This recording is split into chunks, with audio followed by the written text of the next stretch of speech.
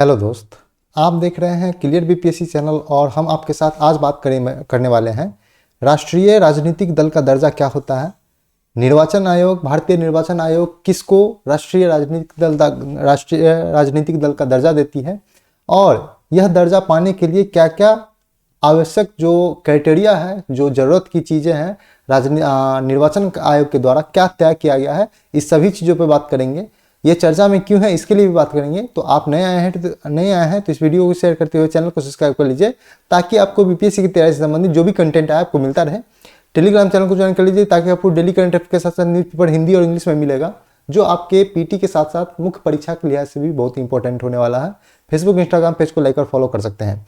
अगर आप हमारे करंट अफेयर सीरीज से जुड़ते हैं तो आपको दावा करते हैं कि 90 से 95% करंट अफेयर का क्वेश्चन आप हमारे करंट अफेयर सीरीज से पाइएगा। इसका 2 बार हम लाइव प्रूफ दे चुके हैं, एक AAO के एग्जाम में और दूसरा 67 बीपीएससी के एग्जाम में।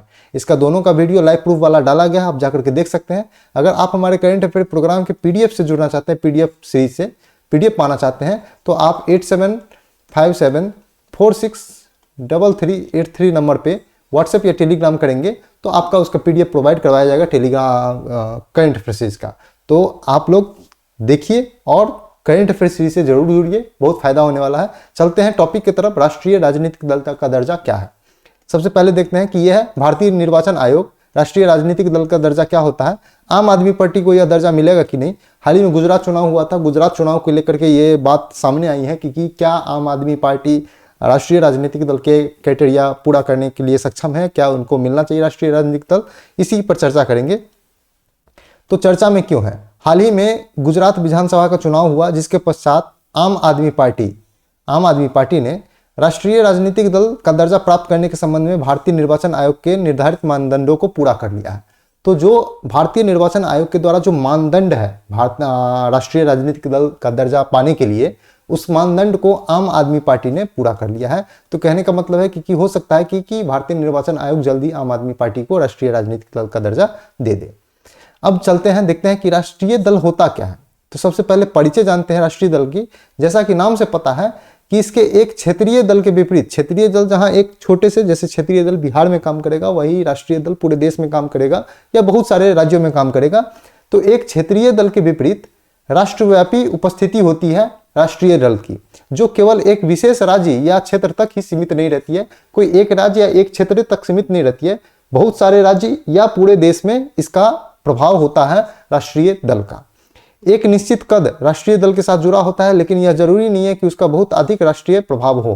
कहने का मतलब है कि वर्तमान में 8 राष्ट्रीय राजनीतिक दल है, लेकिन सभी का नाम आप नहीं जानते होंगे, ठीक है। बीजेपी का जानते हैं, कांग्रेस का जानते हैं, सीपीआई का जानते हैं, सीपीआईएम का जानते हैं, बसपा को जानते हैं, ये सब को जानते हैं। लेकिन जो हाल ही में जो पार्टी जैसे तृणमूल कांग्रेस जुड़ा है, उसके बाद नेशनल पीपुल्स पार्टी जुड़ा है, उसको दर्जा मिला है राष्ट्रीय दल का, तो उसकी नाम आप नहीं जानते हैं क्योंकि वो ज्यादा राष्ट्रीय राजनीतिक में प्रभावी नहीं हो पाया है, क्योंकि वो अपने स्टेट से जाकर के क्राइटेरिया फुलफिल किया था, इसलिए राष्ट्रीय दल का दर्जा मिल गया, लेकिन बाकी उसको कोई प्रभाव नहीं डाल पाया है राष्ट्रीय राजनीतिक पे। तो देखते हैं आगे की बात, किस पार्टी को राष्ट्रीय घोषित करने की, किसी पार्टी को राष्ट्रीय या राष्ट्रीय दल घोषित करने की शर्तें क्या क्या है। तो सबसे पहले इलेक्शन कमीशन ऑफ इंडिया ने चुनाव चिन्ह 2019 पुस्तिका, 2019 की चुनाव चिन्ह का जो पुस्तिका जारी किया था, उसके अनुसार एक राजनीतिक दल को राष्ट्रीय दल माना जाएगा यदि 4 या अधिक राज्यों में राज्य स्तरीय दल के रूप में मान्यता प्राप्त हो। पहला नंबर पॉइंट ये है कि ये फुलफिल आपको पूरा पढ़ना पड़ेगा कि आप 4 या 4 से अधिक राज्यों में आपको राज्य स्तरीय पार्टी का दर्जा प्राप्त हो। दूसरा है कि लोकसभा या राज्य के विधानसभा चुनाव में 4 अलग अलग राज्यों में कुल वैध मत के 6% मत प्राप्त करे वह राजनीतिक दल, या इसके अतिरिक्त 4 लोकसभा सीटों पर विजयी हो 4 अलग अलग राज्यों में, तो उनको राष्ट्रीय दल घोषित करने की क्राइटेरिया फुलफिल माना जाएगा। पॉइंट नंबर 2 है। और तीसरा है, यदि उसने कम से कम 3 राज्यों में लोकसभा की कुल सीटों की कम से कम संख्या 2% जीती हो। मान लेते हैं कि किसी लोकसभा में, किसी राज्य में लोकसभा की सीटें 100 है, तो उसका 2% मतलब 2 लोकसभा सीटें जीत लिया हो, तब उसे ऐसा 3 राज्यों में करना होगा। अगर आप ये तीनों क्राइटेरिया को फुलफिल करते हैं तभी आपको राष्ट्रीय राजनीतिक दल का दर्जा मिलेगा। आपको पता होना चाहिए कि आम आदमी पार्टी ने हाल ही में पंजाब के साथ साथ दिल्ली में और गोवा में और गुजरात में 4 स्टेट में जो अपना प्रभाव दिखाया है, अपनी जीत लाई है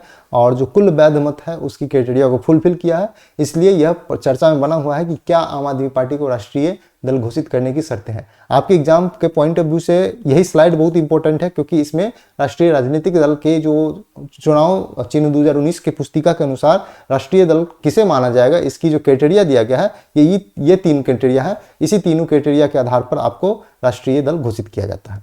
आगे बात करें कि प्रमुख बिंदु क्या है, तो इस चुनाव में जो गुजरात का चुनाव हुआ था, इसमें आम आदमी पार्टी ने 5 सीटों पर जीत हासिल करने के साथ ही कुल वैध मतों का लगभग 13% मत प्राप्त किया है। इससे पूर्व 2013 में दिल्ली में, 2017 में पंजाब में और 2022 में गोवा में राज्य स्तरीय दल का भी दर्जा प्राप्त हो चुका है। तो 4 राज्य में राज्य स्तरीय दल का दर्जा प्राप्त होना चाहिए था, तो 3 और चौथा है गुजरात में, इसको राज्य स्तरीय दल का दर्जा प्राप्त हो चुका है। इसलिए एक क्राइटेरिया फुलफिल कर रहा है आम आदमी पार्टी। दूसरा है कि आम आदमी पार्टी ने 4 राज्यों में राज्य स्तरीय दल की मान्यता प्राप्त कर लिया है। इन्हें 4 राज्यों में विधानसभा चुनाव में कुल वैध मतों का कम से कम 6% मत प्राप्त करने के साथ साथ विधानसभा में कम से कम 2 सीटें प्राप्त भी की है। तो ये भी दूसरी भी क्राइटेरिया फुलफिल करता है। और चुनाव आयोग की औपचारिक मंजूरी मिलने के पश्चात आम आदमी पार्टी को वर्तमान में राष्ट्रीय राजनीतिक दल का दर्जा प्राप्त हो जाएगा और यह राष्ट्रीय राजनीतिक दल प्राप्त करने वाला आम आदमी पार्टी 9वां दल होगा, देश का 9वां जो दल होगा वो बन जाएगा। अब आगे बात करते हैं कि इससे पूर्व भारतीय राष्ट्रीय कांग्रेस, जो आपको पता होना चाहिए कि Congress party, Bharatiya Janata party, Bahujan Samajwadi party 3, भारतीय कम्युनिस्ट पार्टी, भारतीय कम्युनिस्ट पार्टी मार्क्सवादी, राष्ट्रीय Congress party, all India Trinamool Congress और नेशनल पीपुल्स पार्टी को राष्ट्रीय राजनीतिक दल का दर्जा प्राप्त हो चुका है। एक हुआ कांग्रेस, दूसरा हुआ बीजेपी, तीसरा हुआ बसपा, चौथा हुआ सीपीआई, 5वां हुआ सीपीआई-एम, 6ठा हुआ राष्ट्रवादी कांग्रेस पार्टी, 7वां हुआ ऑल इंडिया तृणमूल कांग्रेस और 8वां हुआ नेशनल पीपुल्स पार्टी। तो इन 8 पार्टी को राष्ट्रीय राजनीतिक दल का दर्जा प्राप्त हो चुका है। वर्तमान में 8 ऐसे पार्टी हैं जिसको राष्ट्रीय राजनीतिक दल का दर्जा प्राप्त है। अगर आप आता है, आम आदमी पार्टी आता है, तो राष्ट्रीय राजनीतिक दल की संख्या कितनी हो जाएगी? 9 हो जाएगी। आगे बात करते हैं किसी दल को राज्य स्तरीय दल कैसे घोषित किया जाता है। हम लोग देख चुके हैं कि राष्ट्रीय दल घोषित कैसे किया जाता है, क्या क्राइटेरिया है, लेकिन अगर राज्य स्तरीय दल घोषित करना है तो उसे कैसे किया जाएगा। तो किसी दल को किसी राज्य में राज्य स्तरीय दल के रूप में मान्यता के रूप में दी जाती है यदि निम्न में से कोई भी शर्त पूरी होती हो, कोई भी। तो सबसे पहले यदि संबंधित राज्य के विधानसभा के आम चुनाव में राज्य में डाले गए वैध मतों का 6% मत प्राप्त करता हो और साथ ही राज्य की विधानसभा में 2 सीटें जीतता हो। आप या तो ये कर लीजिए, या नहीं तो अगर आपके पास ऑप्शन है कि यदि यह लोकसभा के आम चुनाव में राज्य की कुल वैध मतों का 6% मत प्राप्त करता हो, साथ ही राज्य की लोकसभा में 1 सीटें जीतता हो, राज्य से जितनी भी लोकसभा की सीटें हैं निर्धारित की गई है उसमें से कम 1 सीट जीतता हो, या तो आप ये कर लीजिए, राज्य स्तरीय दल बन जाइएगा। या नहीं तो यदि यह संबंधित राज्य की विधानसभा के आम चुनाव में विधानसभा के में 3% सीटें जीतती है या विधानसभा की 3 सीटें से भी अधिक जीतता हो, तब पर भी राज्य स्तरीय दल का दर्जा मिल सकता है। या नहीं तो वह संबंधित राज्य से लोकसभा के आम चुनाव में राज्य को आवंटित प्रत्येक 25 सीटों या उसके किसी खंड में से के लिए लोकसभा की 1 सीटें जीतती हो, उसको भी राज्य स्तरीय पार्टी का दर्जा मिल सकता है। या नहीं तो राज्य या राज्य विधानसभा के लिए लोकसभा आम चुनाव में राज्य में डाले गए कुल वैध मतों का 8% मत प्राप्त करता हो, तब पर भी राज्य स्तरीय दल का दर्जा प्राप्त हो सकता है। तो इतना में से कोई एक भी आप क्राइटेरिया फुलफिल करते हैं तो आप राज्य स्तरीय जो दल होता है राष्ट्रीय राजनीतिक दल राज्य आधारित राजनीतिक दल, उसका दर्जा आपको मिल जाएगा। आगे है कि राष्ट्रीय या राज्य के लिए जो राष्ट्रीय राजनीतिक दल या राज्य राजनीतिक दल घोषित किया जाता है तो उसका महत्व क्या है, क्यों यह घोषित किया जाता है, क्या फायदा होता है, इसका क्या प्रासंगिकता है, इस पे बात करेंगे। सबसे पहले कि आयोग द्वारा दलों को प्रदान की गई मान्यता के लिए कुछ विशेषाधिकारों का अधिकार का निर्धारण करती है।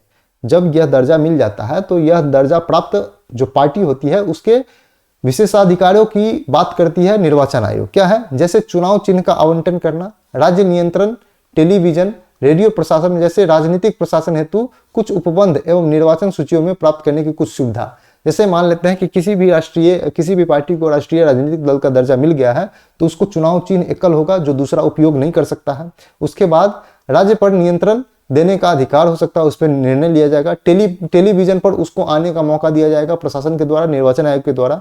दूसरा है रेडियो स्टेशनों पर राजनीतिक प्रसारण हेतु उपबंध करवाया जाएगा उस पार्टी के लिए, और निर्वाचन सूचियों का प्राप्त करने की सुविधा उस पार्टी को प्राप्त होगा। ये सब फायदा मिलता है अगर आप राष्ट्रीय राजनीतिक दल या राज्य राजनीतिक दल का दर्जा पाते हैं तो। अब बात करते हैं कि इन दलों को चुनाव के समय 40 स्टार प्रचारक, जो राष्ट्रीय राजनीतिक दल है उसको 40 स्टार प्रचारक, जो स्टार प्रचारक आप लोग सुनते होंगे, उसको रखने की अनुमति होती है। वहीं जो गैर मान्यता प्राप्त दल है उसको मात्र 20 स्टार प्रचारक रखने की अनुमति होती है। तो स्टार प्रचारक क्या है? मान लेते हैं कि एक लोकसभा के मेंबर, जो मान लेते हैं कि यहाँ पे समझते हैं कि एक लोकसभा का सदस्य है, उसको अपने निर्वाचन क्षेत्र में चुनाव जीतने के लिए या चुनाव के प्रचार करने के लिए 100 रुपया खर्च करने की अनुमति है। तो अब मान लेते हैं कि किसी भी मोदी जी को वो बुलाया तो मोदी जी में 100 रुपया खर्च हो गया अकेले, तो वो फिर अलग से पैसा कहाँ लाएगा? उसका ब्यौरा तो निर्वाचन आयोग को देना है। तो इसके लिए क्या करता है पार्टी? अपने राजनीतिक दल के स्टार प्रचारक को घोषित करता है। अगर स्टार प्रचारक उसके एरिया में जाकर के प्रचार करता है तो वो इस 100 रुपए वाले क्राइटेरिया में नहीं आएगा। तो इसलिए जो राष्ट्रीय राजनीतिक दल होता है उसको 40 स्टार प्रचारक घोषित करने की छूट होती है, वहीं गैर मान्यता प्राप्त राजनीतिक दल को मात्र 20 स्टार प्रचारक रखने की अनुमति होती है। बहुत ही इंपॉर्टेंट है। आगे देखते हैं कि प्रत्येक राजनीतिक दल के एक चुनाव चिन्ह प्रदान किया जाता है जो पूरे देश में विशिष्ट होता है, उसके लिए आरक्षित हो जाता है, यहां तक कि उन राज्यों में भी जहां वह चुनाव नहीं लड़ रही है। तो अगर आप किसी राष्ट्रीय राजनीतिक दल को वो जो चुनाव चिन्ह दे दिया गया या राज्य राजनीतिक दल को, तो इसके अलावा किसी भी चुनाव में किसी दूसरे राज्य में भी, जैसे मान लेते हैं कि जो आरजेडी है, राष्ट्रीय जनता दल, लालू यादव की पार्टी, वो केरल में नहीं जाती है चुनाव लड़ने के लिए, लेकिन केरल में भी लालटेन छाप का यूज नहीं किया जाएगा क्योंकि आरजेडी का यह छाप है। तो यही फायदा होता है एक राज्य राजनीतिक दल और राष्ट्रीय राजनीतिक दल का होने से, क्योंकि आपका चुनाव चिन्ह कोई और या किसी और राज्य में यूज नहीं किया जाएगा। एक राज्य दल के लिए आवंटित चुनाव चिन्ह विशेष रूप से उस राज्यों में इसका उपयोग के लिए आरक्षित है जिससे इसे मान्यता प्राप्त है। अगर आप राज्य राजनीतिक दल हैं तो आपके चुनाव चिन्ह का प्रयोग जो है उस राज्य में के अंदर किया जाएगा और उसके लिए आरक्षित रहेगा। तो ये है इंपॉर्टेंट पॉइंट। आगे बात करते हैं, नोट में देखते हैं कि भारत का निर्वाचन आयोग जो है चुनाव के उद्देश्य से राजनीतिक दल को पंजीकरण करता है, उसके चुनाव प्रदर्शन के आधार पर राष्ट्रीय या राज्य आधारित दलों के रूप में मान्यता प्रदान करता है। कौन करता है? निर्वाचन आयोग करता है। अन्य दलों को केवल पंजीकृत गैर मान्यता प्राप्त दलों के रूप में घोषित करता है निर्वाचन आयोग।